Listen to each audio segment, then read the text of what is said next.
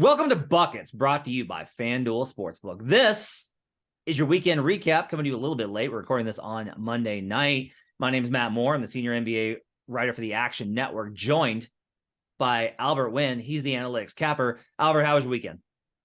What's up, Matt? Thank you for having me on. Weekend was awesome. It was amazing games in the NFL, and the NBA was really cool too, especially that Lakers Celtics game. But I'm traveling right now. I'm in Massachusetts. I'm super excited. It's the legalization of sports betting here, so I had to be here for that. I can't wait to put some NBA bets in. Nice. Very nice. You can check all that out in the Action Network app, by the way, if you're a listener in Massachusetts. The Action Network app is, by the way, the best way for you to track your picks. You get up to the second information where the bets and money are coming in on. On today's show, we're not going to do awards this week. I'm taking a little break from awards because I'm a little awarded out. I've been talking about them so much, and I've got trade deadline on the brain. We are going to, however, make the case for the Philadelphia 76ers. Now, obviously, can't talk about this without talking about Joel Embiid and his phenomenal performance versus the Denver Nuggets on Saturday night. Embiid goes for 47 points in a dominant performance, absolutely outplayed Jokic down the stretch, hit every mid-range shot in the book. They pulled out all the stops to get that win. They just absolutely, it was a phenomenal game plan. I don't mind this. I think it's great when teams try and win regular season games. I get sick of how casual teams take the regular season. So Doc Rivers shifts his rotation. He puts Embiid versus the second unit, and he beats up on Zeke Naji. He switches PJ Tucker onto Jokic in the second half, and they don't find the Nuggets are unable to counter it. And meanwhile, Embiid does his thing.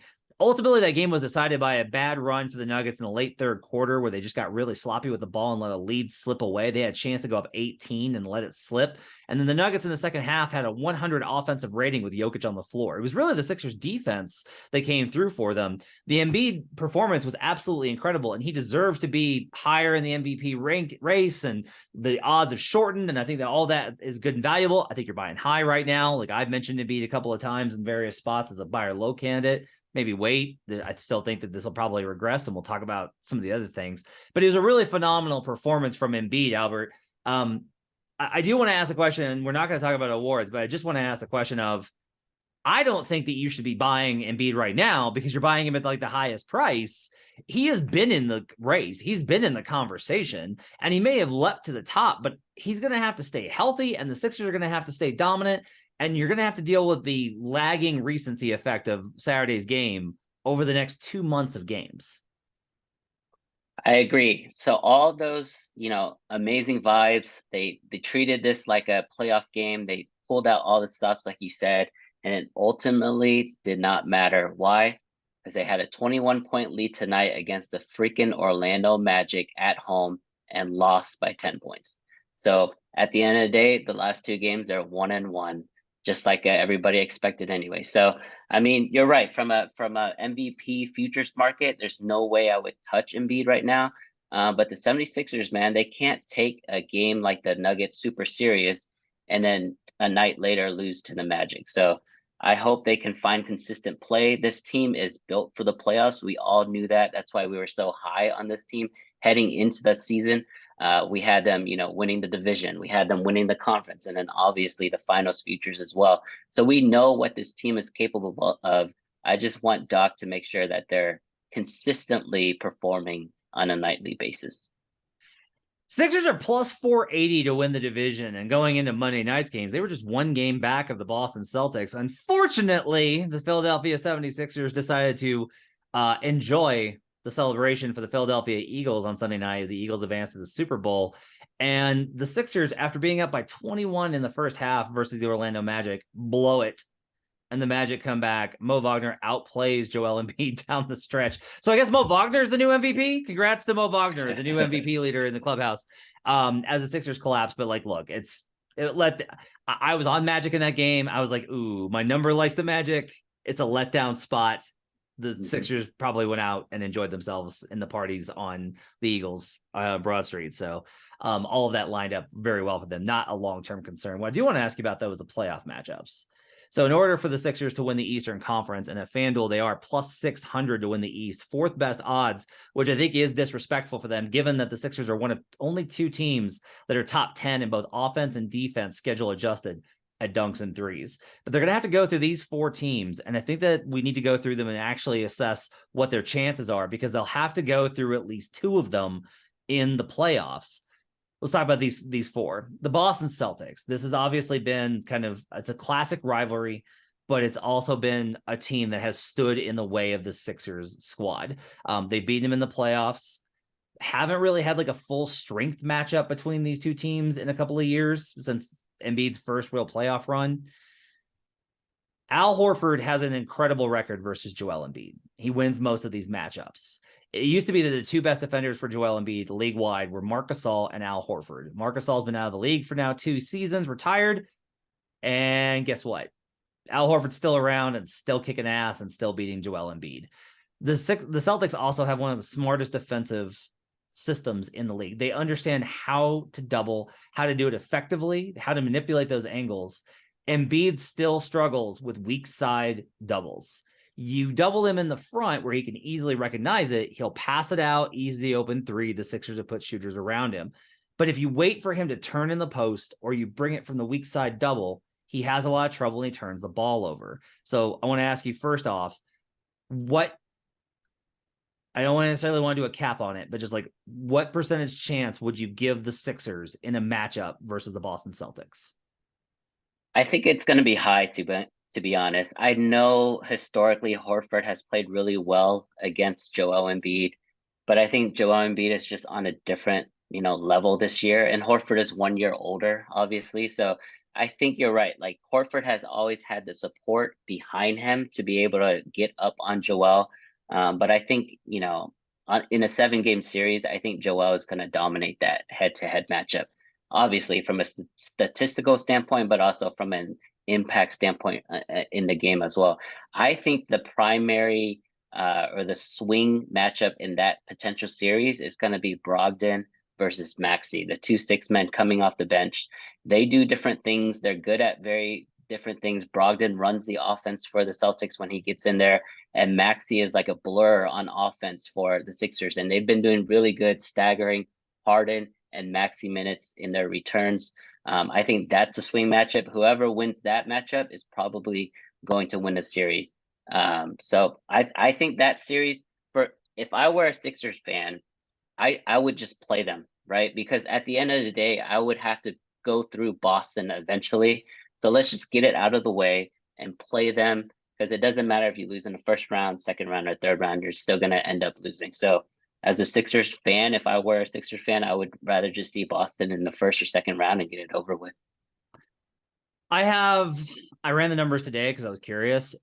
Let's say that they are they're at home for game 3. They got the first 2 in Boston. On the road in game 3, I have the Sixers minus 1.8.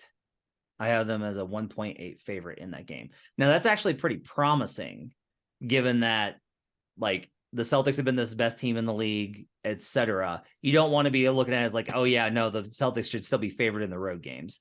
1.8 is not a terribly comforting number, given how good, like you would rather like have it be closer to -3, -4.5 on your win percentage line.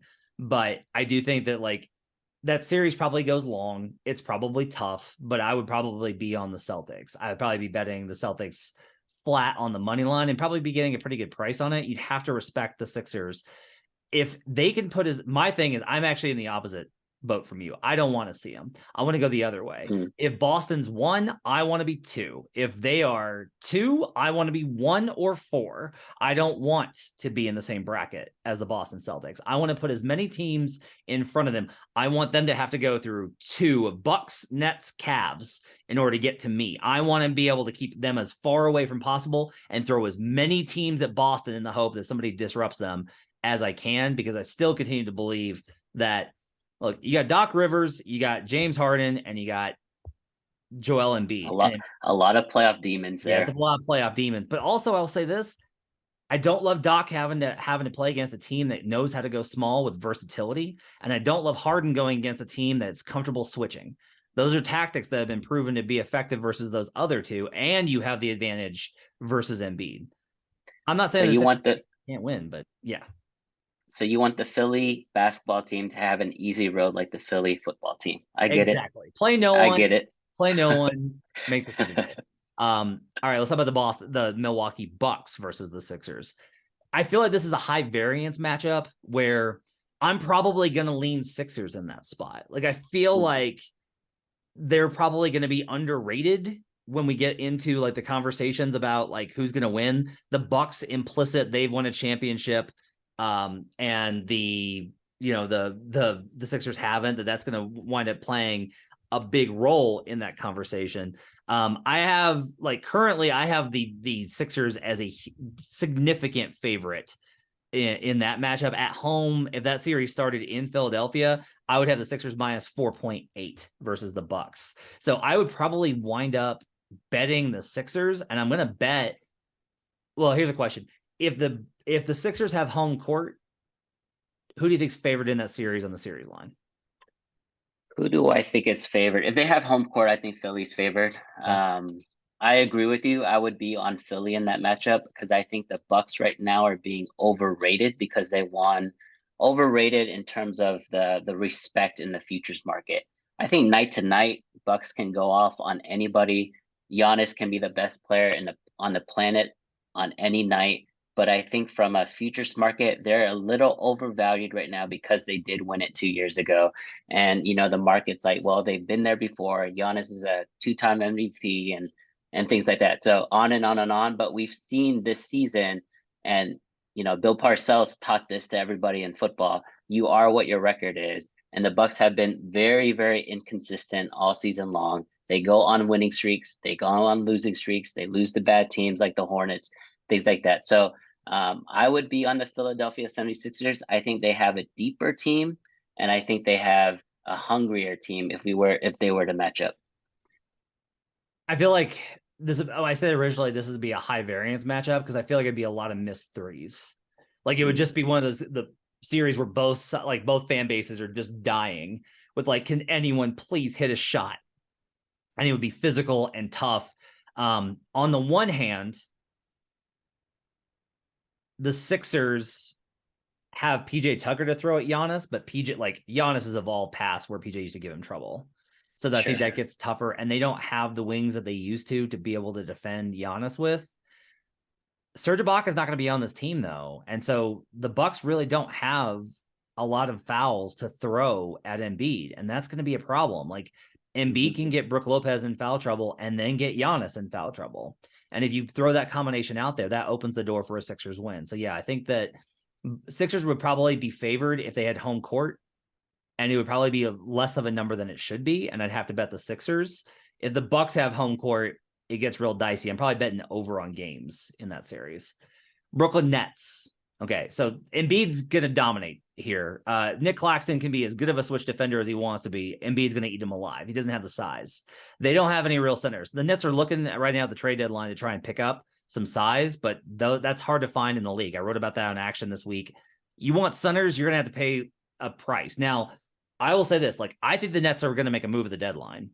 They've been shopping Seth Curry, Joe Harris, and Patty Mills. And those are three players that players around the league, or the teams around the league, value. Those are guys that have won games and can shoot. So if they're able to pull off a trade, that might make this matchup better. They also have PJ Tucker in this matchup, the Sixers do, to throw at Kevin Durant. So again, I feel like, and this is one where I absolutely feel like, even though my model at full health, when Kevin Durant's healthy, my model has the Nets as the number one team in the league. I like this matchup for the Sixers a lot. I think the Sixers would be dogs, even with home court, based off of how popular and public and how much the books have leaned towards KD and the Nets. And this is a matchup where, even though I think the Nets are underrated in a lot of other circumstances, I think they'd be overrated here, and I kind of lean towards Philly.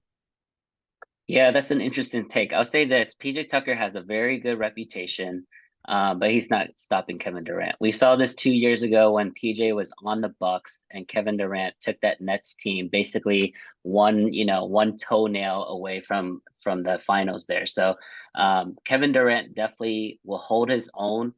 The difference will be Joel Embiid. He's just going to eat and feast on this team, not only offensively and scoring buckets, but he's going to be owning the offensive rebounds. Like there's nobody that can box them out on the Nets. You said it. They need a backup center. I know one in Dallas. His name is JaVale McGee. Let's manifest that trade right now because we need shooting in Dallas. With that being said, I think I've agreed with you. 3 for 3. I would be on the Sixers in that net series. Finally, you got the Cleveland Cavaliers. This is a really interesting one because look, Jared Allen can't guard Joel Embiid. Nobody can guard Joel Embiid. Embiid's Embiid. And Embiid's shown that he can plow through Allen and draw fouls. They do have Mobley to throw at him, and then they have Robin Lopez. So, like, they have fouls to give on Embiid. Like, they can space it out and be like, all right, we need to get through. Jarrett picked up his fourth with like 10 minutes left in the third. We're going to have to make it for another 15 minutes of game time without Allen. They have Robin Lopez and Mobley. They can survive long enough to get through that. They do have Donovan Mitchell. They do play a more physical brand of defense on the perimeter. The bench units are kind of interesting to see the matchups there, right? Like the numbers with Kevin Love have kind of fallen off a cliff as of late. It's gotten really bad and awkward. Tyrese Maxey coming off the bench gives them a different dynamic for Philly. I think the Philly should be favored in that matchup, but this is kind of the opposite where I think probably the Cavs are going to be underrated. I would say I'd probably be on +2.5 win spread for the Cavs in that matchup. I think this one's sneaky pretty good for the Cavs, even though I don't think ultimately they can win 4 out of 7. This is our first and last disagreement of the night. I like Cleveland in this series. I think the backcourt with Garland and Donovan Mitchell is going to eat the Philadelphia backcourt alive, which means they're going to have to play a lot of the Melton, which means that they're going to have a 3-guard lineup with Melton, Harden, and Maxey, which is going to ruin their depth coming off the bench. I think Cleveland, even if they're on the road, even if the Sixers have the home court advantage, I like Cleveland as the underdog here. It's going to really come down to Donovan Mitchell. If he can take advantage of that matchup, if Melton is going to be on Garland, if Mitchell can just take care of James Harden, I think Cleveland has a really good shot. And you're right. It's a very it's a weird, season arc for Kevin Love right now. He started super hot, but he's a veteran. He's been there several times, made many deep playoff runs. If there's someone that can turn it around in the postseason, I would expect Kevin Love to be able to find his shot. If Kevin Love hits threes, I think the Cleveland Cavaliers are going to upset the Sixers. All right, that's going to wrap it up for that segment on the Philadelphia 76ers. We turn our attention to the most important covers of the weekend. So we're going to kind of revisit this as you've already slandered the Bucks here, AC, but we're going to go back to them. Giannis puts up 48 in 30 minutes on Sunday night. I think the Bucks are making a little bit of a run. They got Middleton back. He looks better. Their offense has hit another gear. They look like a team that got off to a great start with bad process, coasted and really tailed off. And I was talking about how much I'm not betting them and they don't look good and the offense is terrible and all this stuff. And they got to like the second week of January and we're like, checks the watch. Yeah, about now. Let's go. And now, like, I'm terrified that they're about to go on this like monster run and just start rampaging. Now, I have a lot of Giannis MVP futures, so I would love that. But I will say I think you're right on the season that the market has been overrating them based off of what they've told us they are. The problem is this would be now the second year in a row where they've done this. They were not great last year at this time, but we were able to say like, well, they don't have Brook Lopez. Like once they get Brook Lopez back, it'll be fine. And then they got Brook Lopez back, and they remember how they were like third in the division, and we were all like, is it the Bulls? Is it the Nope, it's the Bucks. They win the division again. I kind of wonder if the Bucks are about to just stomp through February and March in lieu to another division title, a top 3 seed, and be in prime position to make another run at the title. Matt, isn't it coincidental that they're getting healthy at the same time they're playing the softest part of their schedule? Yeah. They played against Detroit, where they dropped 150 points. They played against the Pacers without Tyrese Halliburton and dropped 141. And then they played against the Pelicans without Zion and dropped 135. So yes, they've won the last 4 games, including a really nice win against the Nuggets there. But they're playing Charlotte tomorrow night, another team that doesn't play any defense. So it's almost 4 out of the last 5 games where they can get right. They can run offensive sets and really have like a practice during a real game. So yes, they are turning up. The competition is very soft right now. I still think they are to me a seller or like they're bearish. I would be bearish with them, when it comes to their long-term outlet. I just don't think they play enough defense, and that includes Brook Lopez, who was, the runaway favorite in the beginning to win Defensive Player of the Year. They're only a really good home team, and they're not good on the road. And when teams are inconsistent like that, I can't really put my money behind them. I got a counterpoint for you. They're 17-8 versus teams over 500 this season. That's a good stat. That's a good So, stat. the biggest thing here is that the Bucks haven't played well and they've won. So the question, this is the interesting question for you as a bettor, if you're looking at Bucks futures. They haven't played well and they've won. Do you trust the process, which says they're not as good as their market number says they are, and you should go elsewhere and find ways to fade them? Or does it say they haven't played well and they still won, so when they play well, this team really has something, which means that the market's probably under? They're either under or overrated in the market. That's what's crazy, is either the Bucks are overrated or underrated. They can't be accurately priced based off of how they played this season. Elsewhere, the Boston Celtics scrapped by the Lakers on a late no call versus LeBron James, which he reacted to in a very calm and respectful and dignified manner, as did Pat Beverly. My big takeaway from this one, instead of anything about the officials or blah, blah, blah, blah, blah, blah, blah, I got my eye on Boston. We started out with I made a big push on them for the under 55.5. Like, I have significant money on that, and it felt dead in November and December. We went from on pace for 65 wins, on pace for 60 wins. Now they're on pace for about 57. Could still get there. They need just like one little push, and I'm going to be SOL.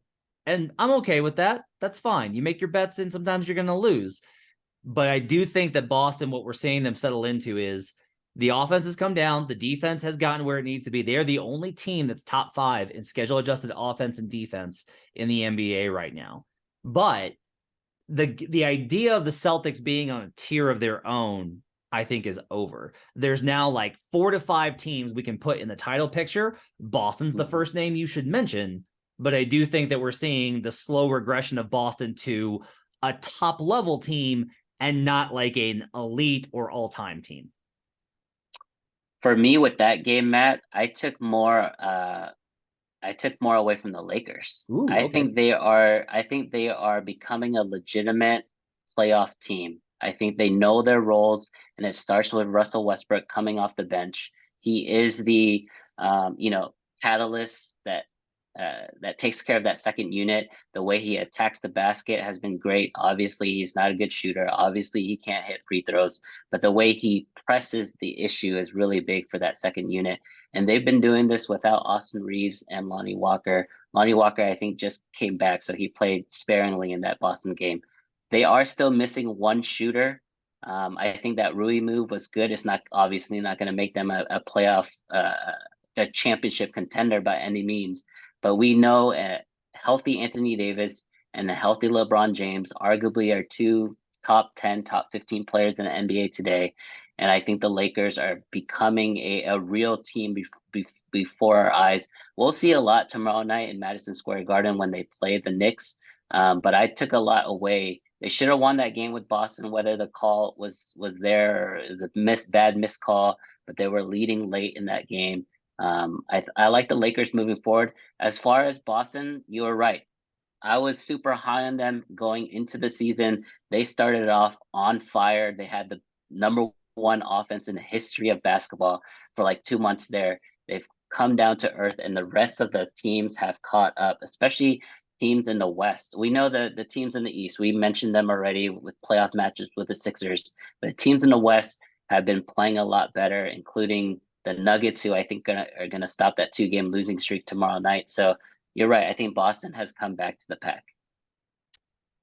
The Dallas Mavericks lost the Jazz on Saturday. They beat the Detroit Pistons on Monday, right before we recorded this. Luka dropped 53. He needed 53 points for them to beat the Pistons, Albert. The Mavericks are 27-25. The Suns are 27-25. The Pelicans are 26-25. And the 11th seed Oklahoma City Thunder are 1 back in the loss column.